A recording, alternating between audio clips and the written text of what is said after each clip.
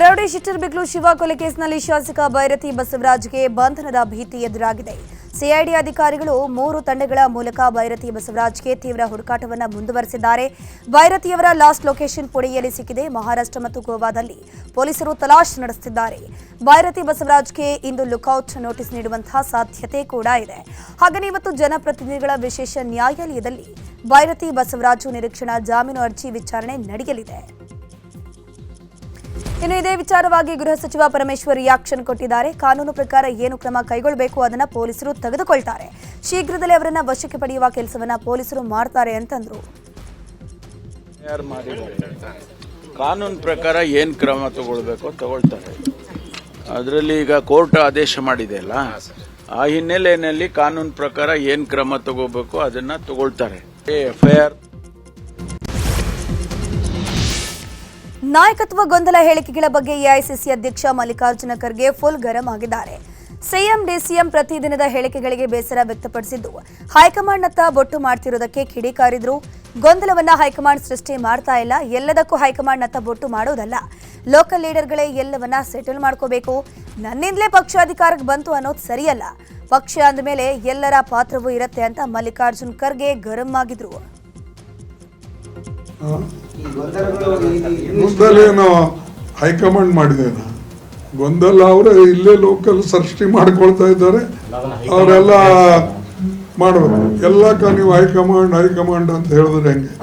ನೀವು ಇಲ್ಲಿ ಆಗ್ತಕ್ಕಂಥದನ್ನ local leader settle ಮಾಡ್ಕೋಬೇಕು. ಅದನ್ನ ಒಂದು.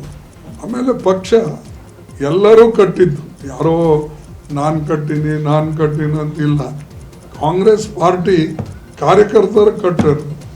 ಕಾಂಗ್ರೆಸ್ ಯಾವಾಗಲೂ ಕೂಡ ಯಾರೇ ಲೀಡರ್ ಬಂದ್ರೂ ಅವರಿಗೆ ಕಾಂಗ್ರೆಸ್ ಕಾರ್ಯಕರ್ತರು ಸಪೋರ್ಟ್ ಮಾಡ್ತಾರೆ. ಅದಕ್ಕೆ ಸಿಎಂ ಹುದ್ದೆಗೇರಲು ಡಿಸಿಎಂ ಡಿಕೆ ಶಿವಕುಮಾರ್ ಇನ್ನಿಲ್ಲದ ಕಸರತ್ತು ನಡೆಸಿದ್ದಾರೆ. ಡಿಕೆ ಶಿವಕುಮಾರ್ ಟೆಂಪಲ್ ರನ್ ಮೂಲಕ ಪ್ರಾರ್ಥನೆಗೆ ಹೆಚ್ಚು ಒತ್ತನ್ನು ಕೊಡ್ತಾ ಇದ್ದಾರೆ. ಇಂದು ರಾತ್ರಿ ಅಥವಾ ನಾಳೆ ಬೆಳಗ್ಗೆ ಡಿಕೆಶಿ ದೆಹಲಿ ಪ್ರಯಾಣ ಬೆಳೆಸಲಿದ್ದು, ಹೈಕಮಾಂಡ್ ನಾಯಕರ ಮುಂದೆ ಮನವಿ ಮಾಡೋಕೆ ಪ್ಲಾನ್ ಮಾಡಿದ್ದಾರಂತೆ. ಇನ್ನು ಸಿಎಂ ಸಿದ್ದರಾಮಯ್ಯ ಮೈಸೂರು ಪ್ರವಾಸವನ್ನ ಕೈಗೊಳ್ಳುತ್ತಿದ್ದಾರೆ. ನಿನ್ನೆ ಮಂಡ್ಯದಲ್ಲಿ ಕಾರ್ಯಕ್ರಮ ಮುಗಿಸಿ ಮೈಸೂರಲ್ಲಿ ವಾಸ್ತವ್ಯ ಹೂಡಿದ್ದಾರೆ. ಇನ್ನು ಮೈಸೂರಲ್ಲಿ ವಿವಿಧ ಕಾರ್ಯಕ್ರಮದಲ್ಲಿ ಸಿಎಂ ಸಿದ್ದರಾಮಯ್ಯ ಭಾಗಿಯಾಗಲಿದ್ದಾರೆ. ಬಳಿಕ ಸ್ಥಳೀಯ ಕಾರ್ಯಕ್ರಮ ಮತ್ತು ಜಿಲ್ಲೆಯ ಅಧಿಕಾರಿಗಳ ಜೊತೆ ಸಭೆ ನಡೆಸಲಿದ್ದಾರೆ. ಮಧ್ಯಾಹ್ನ 12:30 ಸುಮಾರಿಗೆ ಮೈಸೂರಿನಿಂದ ಬೆಂಗಳೂರಿಗೆ ವಾಪಸ್ಸಾಗಲಿದ್ದಾರೆ. ಈ ನಡುವೆ ಮಂಡ್ಯ ಜಿಲ್ಲೆಯ ಮಳವಳ್ಳಿಯಲ್ಲಿ ಸುತ್ತೂರು ಶ್ರೀಗಳ ಜಯಂತ್ಯೋತ್ಸವ ಸಮಾರಂಭದಲ್ಲಿ ಸಿಎಂ ಭಾಷಣದ ವೇಳೆ ಲೇಸರ್ ಲೈಟ್ ಬಿಡಲಾಗಿತ್ತು. ಸಿಎಂ ಸಿದ್ದರಾಮಯ್ಯ ಮೇಲೆ ಕಿಡಿಗೇಡಿಯೊಬ್ಬ 2 ಬಾರಿ ಲೇಸರ್ ಲೈಟ್ ಬಿಟ್ಟಿದ್ದಾನೆ. ಲೇಸರ್ ಲೈಟ್ ಬೀಳ್ತಿದ್ದಂತೆ ಬೆಂಗಾವಲು ಪಡೆ ಅಲರ್ಟ್ ಆಗಿದ್ದು, ಪೊಲೀಸರಿಗೆ ಅನಾಮಿಕನನ್ನ ಹಿಡಿಯುವಂತೆ ಸೂಚನೆ ನೀಡಿದ್ರು.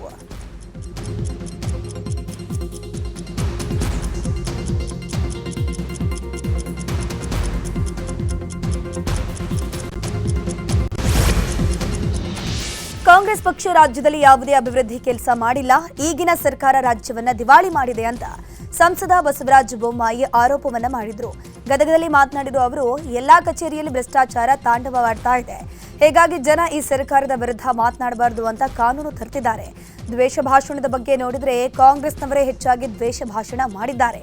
ಈಗಾಗಲೇ ದ್ವೇಷ ಭಾಷಣದ ಕುರಿತು ಕಾನೂನು ಇದೆ, ಮತ್ತೊಂದು ಪ್ರತ್ಯೇಕ ಕಾನೂನು ತರೋ ಅಗತ್ಯ ಇರಲಿಲ್ಲ ಅಂತ ಬೊಮ್ಮಾಯಿ ಹೇಳಿದರು. ಕಾಂಗ್ರೆಸ್ ಪಕ್ಷ ಯಾವುದೇ ರೀತಿಯ ಅಭಿವೃದ್ಧಿಯನ್ನು ಮಾಡಿಲ್ಲ. ರಾಜ್ಯವನ್ನು ದಿವಾಳಿ ಮಾಡಿದೆ. ಎಲ್ಲಿ ಹೋದಲ್ಲೂ ಕೂಡ ಎಲ್ಲ ಆಫೀಸ್ನಲ್ಲೂ ಕರಪ್ಷನ್ ಹೆಚ್ಚಾಗಿದೆ. ಜನ ಇದರ ವಿರುದ್ಧ ಮಾತನಾಡಬಾರ್ದು, ಸರ್ಕಾರದ ವಿರುದ್ಧ ಮಾತನಾಡಬಾರ್ದು ಅನ್ನೋಂಥ ಸಲುವಾಗಿ ದ್ವೇಷ ಭಾಷಣವನ್ನು ಮಾಡ್ತಾ ಇದ್ದಾರೆ. ದ್ವೇಷ ಭಾಷಣ ಇವತ್ತು ತೆಗೆದು ನೋಡಿದರೆ ಕಾಂಗ್ರೆಸ್ನವರು ಅತಿ ಹೆಚ್ಚು ಮಾಡಿರ್ಬೋದು. ಅವ್ರಿಗೆ ಕೇಸ್ ಹಾಕೋದು. ಅಧಿವೇಶನ ಮುಗಿದಿದೆ. ಸಿದ್ದರಾಮಯ್ಯ ಯಾವ ಕ್ಷಣದಲ್ಲಾದರೂ ಅಧಿಕಾರ ಬಿಟ್ಟು ಕೊಡಬಹುದು ಅಂತ ಶಾಸಕ ಜನಾರ್ದನ ರೆಡ್ಡಿ ಭವಿಷ್ಯ ನುಡಿದಿದ್ದಾರೆ. ಕೊಪ್ಪಳದ ಗಂಗಾವತಿಯಲ್ಲಿ ಮಾತನಾಡಿರುವ ಅವರು, ಡಿಕೆಶಿ ಕೂಡ ಒಪ್ಪಂದ ಆಗಿದೆ ಅಂತ ಹೇಳ್ತಿದ್ದಾರೆ. ಈಗಾಗಲೇ ಅಧಿಕಾರ ಸ್ವೀಕರಿಸೋಕೆ ತುದಿಗಾಲಲ್ಲಿ ನಿಂತಿದ್ದಾರೆ. ಅನೇಕ ದೇಗುಲಗಳಿಗೂ ಹೋಗಿ ಬರ್ತಿದ್ದಾರೆ. ಸಿದ್ದರಾಮಯ್ಯ ಸಿಎಂ ಸ್ಥಾನ ಬಿಟ್ಟು ಕೊಡ್ತಾರೆ ಅಂತಂದ್ರು. ಸಿದ್ದರಾಮಯ್ಯ ಅವರಿಗೆ ಹೈಕಮಾಂಡ್ ಈಗಾಗಲೇ ಸೂಚನೆ ನೀಡಿದೆ. ಖಂಡಿತವಾಗ್ಲೂ ಕೂಡ ಇವಾಗ ಸೆಷನ್ಸ್ ಮುಗಿದಿದೆ. ಯಾವುದೇ ಕ್ಷಣದಲ್ಲಾದರೂ ಕೂಡ ಡಿ ಕೆ ಶಿವಕುಮಾರ್ ಅವರಿಗೆ ಅಧಿಕಾರವನ್ನು ಹಸ್ತಾಂತರ ಮಾಡಿ ಕೃಷ್ಣ ಬೈರೇಗೌಡ ವಿರುದ್ಧದ ಆರೋಪದ ಬಗ್ಗೆ ಸಚಿವ ಮುನಿಯಪ್ಪ ರಿಯಾಕ್ಷನ್ ಕೊಟ್ಟಿದ್ದಾರೆ. ನಾನು ಇಲ್ಲೇ ಇದ್ದು ರಾಜಕಾರಣ ಮಾಡಿದವನು. ಭೂ ಕಬಳಿಕೆಗೂ ಕೃಷ್ಣ ಬೈರೇಗೌಡಗೂ ಸಂಬಂಧ ಇಲ್ಲ. ಅದು ಮೂಲತಃ ಅವರ ಪೂರ್ವಜರ ಆಸ್ತಿ. ಕೃಷ್ಣ ಬೈರೇಗೌಡ ವಿರುದ್ಧ ವಿನಾಕಾರಣ ಆರೋಪ ಮಾಡಲಾಗ್ತಿದೆ ಅಂತ ಮುನಿಯಪ್ಪ ಹೇಳಿದರು. ಇವಾಗ ಪಾಪ ಒಳ್ಳೆ ಕೆಲಸ ಮಾಡ್ತಾ ಇದ್ದಾನೆ. ಒಂದು ಕ್ರಾಂತಿಕಾರಿ ಬದಲಾವಣೆಯನ್ನು ರೆವಿನ್ಯೂ ಇಲಾಖೆಯಲ್ಲಿ ಕೊಡುವಂಥ ಕೆಲಸವನ್ನು ಮಾಡಿದ್ದಾನೆ. ಅದನ್ನ್ಯಾರು ಸಹಿಸಲಾರದೆ ಅಂತ ತರಳೆ ತಕರಾರು ಮಾಡ್ತಾರೆ. ದಾಖಲೆಗಳು ಒದಗಿಸಲಿ, ಅವರು ತಯಾರಿದ್ದಾರೆ ಉತ್ತರ ಕೊಡೋಕ್ಕೆ. ಅವ್ರಿಗೂ ಅದಕ್ಕೇನು ಸಂಬಂಧ ಇಲ್ಲ. ಪೂರ್ವಜರಿಂದ ಮಹಾರಾಜರಿಂದ ಪಡೆದಿರುವಂಥ ಜಮೀನು. ಅವರು ಸುಮಾರು ಗೃಹಲಕ್ಷ್ಮಿ ಹಣದ 24ನೇ ಕಂತಿನ ಹಣ ಬಿಡುಗಡೆಗೆ ಅಪ್ರೂವಲ್ ಆಗಿದೆ. ಈ ವಾರದಲ್ಲಿ 24ನೇ ಕಂತು ಬಿಡುಗಡೆ ಆಗುತ್ತೆ ಅಂತ ಸಚಿವೆ ಲಕ್ಷ್ಮಿ ಹೆಬ್ಬಾಳ್ಕರ್ ಹೇಳಿದ್ದಾರೆ.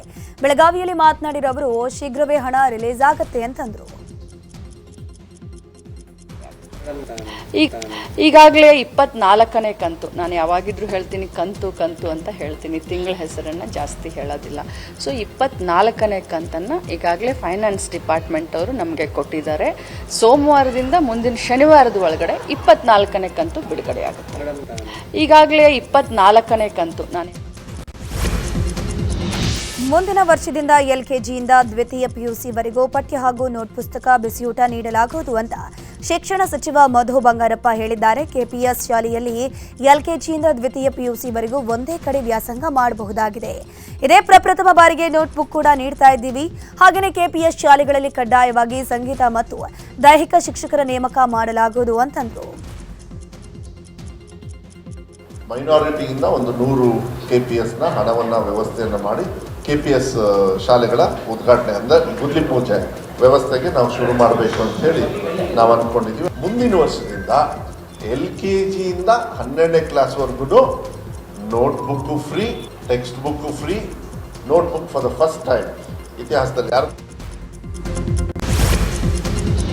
ನಾನು ಬಿಜೆಪಿ ರಾಜ್ಯಾಧ್ಯಕ್ಷ ಸ್ಥಾನಕ್ಕೆ ಅರ್ಜಿ ಹಾಕಿಲ್ಲ ಅಂತ ಕೇಂದ್ರ ರಾಜ್ಯ ಖಾತೆ ರೈಲ್ವೆ ಸಚಿವ ವಿ ಸೋಮಣ್ಣ ಹೇಳಿದ್ದಾರೆ.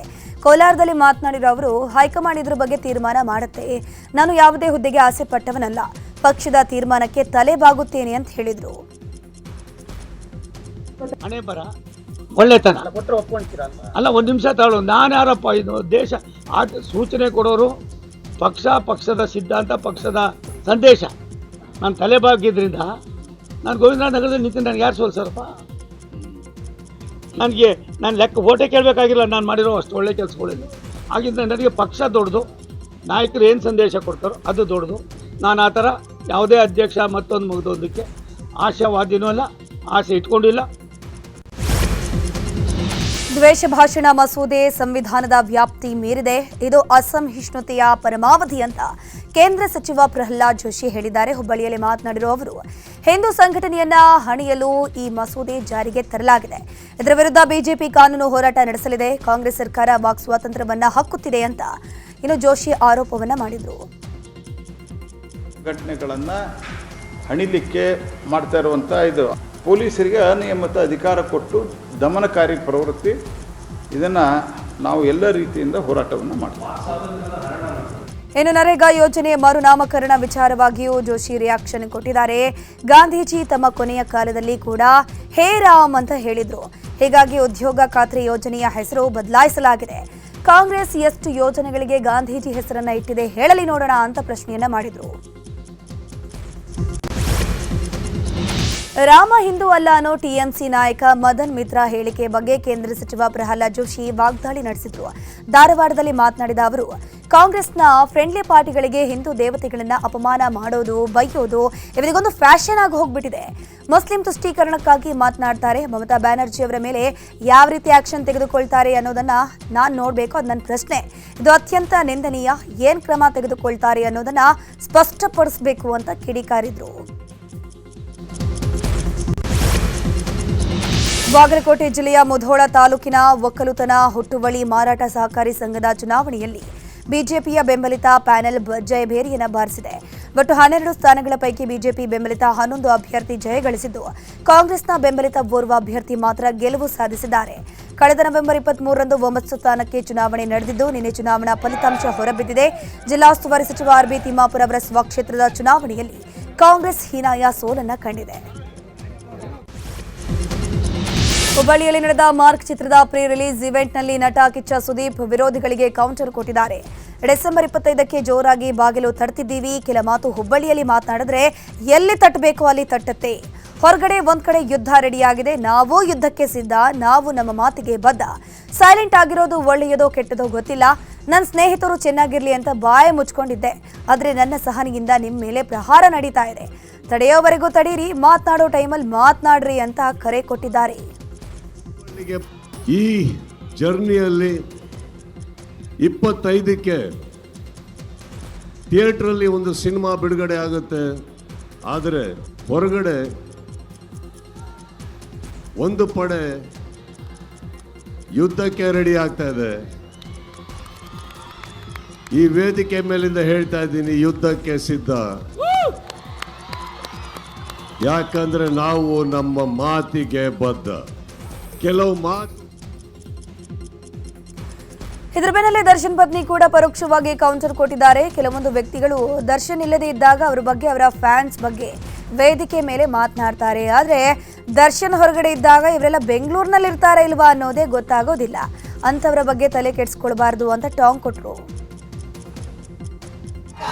ಕೆಲವೊಂದು ವ್ಯಕ್ತಿಗಳು ದರ್ಶನ್ ಅವ್ರು ಇಲ್ಲದೆ ಇದ್ದಾಗ ಅವ್ರ ಬಗ್ಗೆ ಹಾಗೆ ಅವ್ರ ಫ್ಯಾನ್ಸ್ ಬಗ್ಗೆ ವೇದಿಕೆ ಮೇಲೆ ಹೋಗೋದು, ನಿಂತ್ಕೊಂಡು ಮಾತಾಡೋದು, ಚಾನೆಲ್ ಮೀಡಿಯಲ್ಲಿ ಕೂತ್ಕೊಂಡು ಮಾತಾಡೋದು, ಹೊರ ಕೂತ್ಕೊಂಡು ಮಾತಾಡೋದು ಎಲ್ಲ ಮಾಡ್ತಿದ್ದಾರೆ. ಅದೇ ಜನಗಳು ದರ್ಶನ್ ಅವ್ರು ಇದ್ದಾಗ ಅವ್ರು ಬೆಂಗಳೂರಲ್ಲಿ ಇರ್ತಾರಾ ಇಲ್ವಾ ಅಂತಾನೆ ಗೊತ್ತಾಗಲ್ಲ, ಎಲ್ಲಿ ಮಾಯ ಆಗ್ತಾರೆ ಅಂತಾನೂ ಗೊತ್ತಾಗಲ್ಲ. ದರ್ಶನ್ ಅವ್ರು ಹೇಳಿರೋ ಹಾಗೆ ಯಾರು ಏನೇ ಮಾತಾಡಿದ್ರು ನಾವು ನೊಂದ್ಕೊಳ್ಳಲ್ಲ.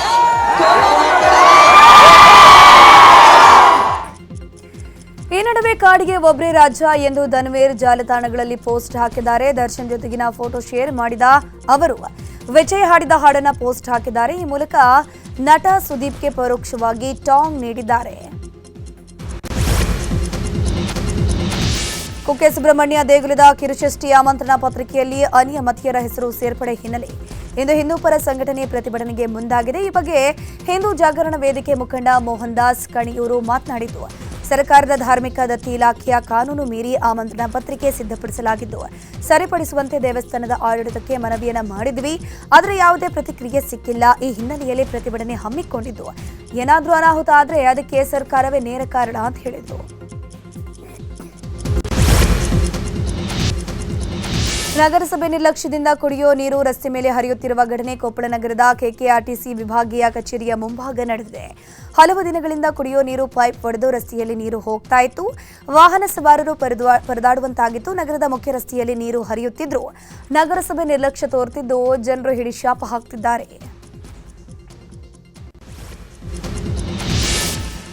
ಜಿಲ್ಲಾ ಮಟ್ಟದ ಕರ್ನಾಟಕ ಅಭಿವೃದ್ಧಿ ಕಾರ್ಯಕ್ರಮಗಳ 2025-26ನೇ 1ನೇ ಮತ್ತು 2ನೇ ತ್ರೈಮಾಸಿಕ ಸಭೆ ಇಂದು ಹಮ್ಮಿಕೊಳ್ಳಲಾಗಿದೆ. ಜಿಲ್ಲಾ ಉಸ್ತುವಾರಿ ಸಚಿವ ಎಂಬಿ ಪಾಟೀಲ್ ಅವರ ಅಧ್ಯಕ್ಷತೆಯಲ್ಲಿ ಇಂದು ಬೆಳಗ್ಗೆ 10:30 ಸುಮಾರಿಗೆ ವಿಜಯಪುರ ಜಿಲ್ಲಾ ಪಂಚಾಯಿತಿಯ ಸಭಾಂಗಣದಲ್ಲಿ ಆಯೋಜಿಸಲಾಗಿದೆ. ಜಿಲ್ಲೆಯ ಅಧಿಕಾರಿಗಳು ಸರ್ಕಾರದ ಯೋಜನೆಗಳ ಅಂಕಿಅಂಶಗಳ ಬಗ್ಗೆ ಸಭೆಗೆ ಮಾಹಿತಿಯನ್ನು ನೀಡಲಿದ್ದಾರೆ. ಹುಬ್ಬಳ್ಳಿಯ ಶಿರೂರು ಪಾರ್ಕ್ನಲ್ಲಿರುವಂತಹ ಅಯ್ಯಪ್ಪ ಸ್ವಾಮಿ ಸನ್ನಿಧಿಯಲ್ಲಿ ಪಡಿಪೂಜೆ ಆಯೋಜನೆ ಮಾಡಲಾಗಿತ್ತು. ಕಾಂಗ್ರೆಸ್ನ ಮುಖಂಡ ನಾಗರಾಜ್ ಕೌರಿ ಕುಟುಂಬಸ್ಥರು ಪಡಿಪೂಜೆ ಕಾರ್ಯಕ್ರಮ ಹಮ್ಮಿಕೊಂಡಿದ್ದು, ವಿವಿಧ ಧಾರ್ಮಿಕ ಕಾರ್ಯಕ್ರಮಗಳನ್ನು ನೆರವೇರಿಸಲಾಯಿತು. ಕಾರ್ಯಕ್ರಮದಲ್ಲಿ ಧಾರವಾಡದ ಡಿಸಿ ದಿವ್ಯಾ ಪ್ರಭು ಮತ್ತು ಧಾರವಾಡ ಪೊಲೀಸ್ ಆಯುಕ್ತ ಎನ್ ಶಶಿಕುಮಾರ್ ಭಾಗಿಯಾಗಿದ್ದರು. ಈ ವೇಳೆ ಪೊಲೀಸ್ ಆಯುಕ್ತ ಎನ್ ಶಶಿಕುಮಾರ್ ಅಯ್ಯಪ್ಪ ಸ್ವಾಮಿ ಗೀತೆಗಳನ್ನು ಭಕ್ತಿಪೂರ್ವಕವಾಗಿ ಹಾಡೋ ಮೂಲಕ ಎಲ್ಲರ ಗಮನ ಸೆಳೆದರು. ಇಂದಿನಿಂದ 7 ದಿನಗಳ ಕಾಲ ಕರಾವಳಿ ಉತ್ಸವ ನಡೆಯಲಿದೆ. ಉತ್ತರ ಕನ್ನಡ ಜಿಲ್ಲೆಯ ಕಾರವಾರದ ರವೀಂದ್ರನಾಥ ಕಡಲ ತೀರದಲ್ಲಿ ಉತ್ಸವ ನಡೆಯಲಿದ್ದು, ಇಂದು ಚಾಲನೆ ಸಿಗಲಿದೆ. ಕಾರ್ಯಕ್ರಮಕ್ಕೆ ಬಾಲಿವುಡ್ ಮತ್ತು ಸ್ಯಾಂಡಲ್ವುಡ್ ಗಾಯಕರು ಭಾಗಿಯಾಗಲಿದ್ದಾರೆ. ಇನ್ನು ವಿವಿಧ ಬಗೆಯ ಸ್ಪರ್ಧೆಗಳನ್ನು ಕೂಡ ಆಯೋಜನೆ ಮಾಡಲಾಗಿದೆ. ಉಡುಪಿಯ ಶ್ರೀಕೃಷ್ಣ ಮಠದಲ್ಲಿ ಇನ್ನು ಮುಂದೆ ಶಿರೂರು ಪರ್ಯಾಯ ಆರಂಭ ಆಗಲಿದೆ. ಯುವ ಯತಿ ವೇದವರ್ಧನ ತೀರ್ಥರು ಜನವರಿ 18ರಂದು ಸರ್ವಜ್ಞ ಪೀಠಾರೋಹಣ ಮಾಡಲಿದ್ದಾರೆ. ಈ ಬಾರಿ ಪರ್ಯಾಯ ಮಹೋತ್ಸವಕ್ಕೆ ಭಕ್ತರನ್ನು ಆಹ್ವಾನಿಸೋಕೆ ಆಮಂತ್ರಣ ಪತ್ರಿಕೆಯನ್ನು ಬಿಡುಗಡೆ ಮಾಡಲಾಗಿದೆ. ಕನಕನ ಕಿಂಡಿಯ ಮುಂಭಾಗದಲ್ಲಿ ಖ್ಯಾತ ವಿದ್ವಾಂಸ ಅಷ್ಟವಧಾನಿ ಕಬ್ಬಿನಾಲೆ ವಸಂತ ಭಾರದ್ವಾಜ್ ಆಮಂತ್ರಣ ಪತ್ರಿಕೆಯನ್ನು ಬಿಡುಗಡೆ ಮಾಡಿದ್ದಾರೆ. ಇಸ್ಕಾನ್ ಸಂಸ್ಥಾಪಕ ಶೀಲಾ ಪ್ರಭುಪಾದರಿಗೆ ಕುಂಭಮೇಳದ ಸಂದರ್ಭದಲ್ಲಿ ಅಖಾಡ ಪರಿಷತ್ ವತಿಯಿಂದ ನೀಡಲಾದ ವಿಶ್ವಗುರು ಗೌರವವನ್ನ ಶ್ರೀಕೃಷ್ಣನಿಗೆ ಸಮರ್ಪಿಸಲಾಯಿತು. ಪರ್ಯಾಯ ಪುತ್ತಿಗೆ ಮಠ ಶ್ರೀಕೃಷ್ಣ ಮಠದ ಆಶ್ರಯದಲ್ಲಿ ದೇವರಿಗೆ ಅರ್ಪಿಸಲಾಯಿತು. ಬಳಿಕ ಮಾತನಾಡಿದ ಪರ್ಯಾಯ ಪುತ್ತಿಗೆ ಶ್ರೀ ಸುಗುಣೇಂದ್ರ ತೀರ್ಥರು ಪಾಶ್ಚಾತ್ಯ ದೇಶಗಳಿಗೆ ಶ್ರೀಕೃಷ್ಣನ ಭಕ್ತಿ ವೇದಾಂತ ಸಾರವನ್ನ ತಮ್ಮ ಉಪನ್ಯಾಸ ಹಾಗೂ ಭಕ್ತಿ ಚಳುವಳಿಯ ಮೂಲಕ ಪಸರಿಸಿದ ಶ್ರೀ ಪ್ರಭುಪಾದರು ನಿಜಾರ್ಥದಲ್ಲಿಯೇ ವಿಶ್ವಗುರುವಾಗಿದ್ದಾರೆ ಅಂತ ಹಾಡಿ ಹೊಗಳಿತು.